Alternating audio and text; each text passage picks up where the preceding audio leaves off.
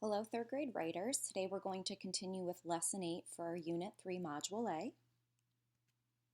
The vocabulary for this lesson are two vocabulary words we've already had. So to review them, fluttering means flapping, waving, flaring. So think about when a butterfly flies, how they flutter their wings. Commanded means to demand something. You're telling somebody that they have to do a job or a task. Our lesson objectives for today for writing is I will be able to analyze how writers create organizational structures that list reasons. And our conventions objective is I will be able to use adjectives. So to create an organizational structure, an opinion piece needs a structure that will make sense to the reader. The elements of a strong organizational structure make sense to readers, include a statement that introduces the topic and opinion, feature specific examples that support the opinion, and include a concluding statement related to the opinion. Just like a building, the structure of an opinion piece is built block by block. Before starting a draft, writers map out these blocks in an outline. An outline is where the writer takes notes about what he or she wants to say and organizes them in a way that will make sense. There are several ways to organize reasons. One of the most common ways is to put them in order of importance, then add the supporting details, so facts, events, or experiences that are linked to the reasons. So let's look at the student model. The opinion is cats make better pets than dogs. So you can see the writer begins with the opinion statement. My reason number 1, cats don't require as much care as dogs. Supporting details, cats do not need to be walked, they can play with you inside your house.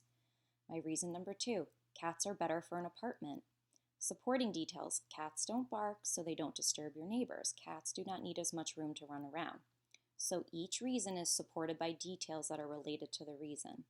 Finally, the concluding statement, cats are easier and simpler to take care of than dogs, so they make better pets. The writer ends with a concluding statement that restates the opinion. Organize reasons and details for an opinion. An opinion piece needs to be organized in a structure that makes sense to readers.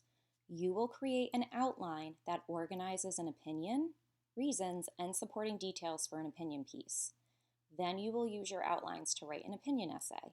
Consider these guiding questions as you prepare to write. What is my point of view or opinion? What are my reasons for this opinion? And what are some supporting details for my reasons? When you create an outline for an opinion piece, the first thing you should do is decide on an opinion statement. So you will review, that means go back and reread page 219 in your Reader's Writer's Journal, the opinion statements you wrote in Lesson 5. And you're going to choose one to include in your outline. So one common way to organize reasons in an outline is to order them by importance with the most important reason listed first.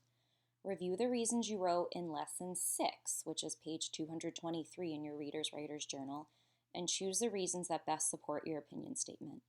Then decide which reason is most important, which reason is next important, and so on. I'm going to use a main idea chart to organize the reasons and examples for my opinion. I will list my opinion in the top box of the chart. I will then list my most important reason in the first detail box. Below the reason, I will list examples that support my reason. I will place my next most important reason and examples in the middle box, and I'll place my least important reason and examples in the last detail box. So remember that it's important to include facts, details, and examples that support your reasons for an opinion. So I want you to think about details from texts you have read or from real-life experiences that support your reasons and write the details on a sheet of paper. Then circle 2 or 3 details that support each reason. So if you have a blank piece of paper at home, you can recreate this graphic organizer to help you with that. So if you go to page 228 in your Reader's Writer's Journal, you're going to create an organizational structure. Plan and organize the reasons and supporting details for an opinion piece. First, choose one of your opinion statements from Lesson 5 and the reasons that support that opinion from Lesson 6. Next, on a separate sheet of paper, take notes on evidence from the text that relates to your opinion and reasons. Then create an outline to organize your reasons and supporting details. Finally, write your opinion essay using your outline as a guide for structuring it. So maybe you're going to be talking about how you have learned lessons from your grandparents, and then you're going to give examples of that. Now would be a good time to pause the video before we go to the conventions. Okay, our conventions mini lesson, use adjectives. Adjectives are used to describe nouns. Adjectives describe how a person, animal, place, or thing looks, sounds, smells, or acts. Adjectives can also describe feelings.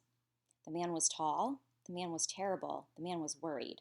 Sometimes an adjective will follow a to be verb, such as is or was. In each sentence, the adjectives describe the man in the story. Tall describes how the man looks. Terrible describes something about his personality. Worry describes how he feels. Okay, the next example. The tall man loomed over me. The terrible man frightened me. The worried man looked for the puppy. The adjectives can also be placed before the noun they describe. Okay, so also on page 228 in your Reader's Writer's Journal, you will complete the conventions on using adjectives. So you have 3 sentences here. You have to write sentences that use adjectives to describe parts of Storm in the Night. So for example, did you find that it was scary in the beginning when they lose electricity? How about when the grandfather and the boy are talking on the porch? I want you to think of some adjectives and write them to describe different parts of Storm in the Night. I'm here if you have any questions. You can post them on Google Classroom, and I hope all is going well. Thank you.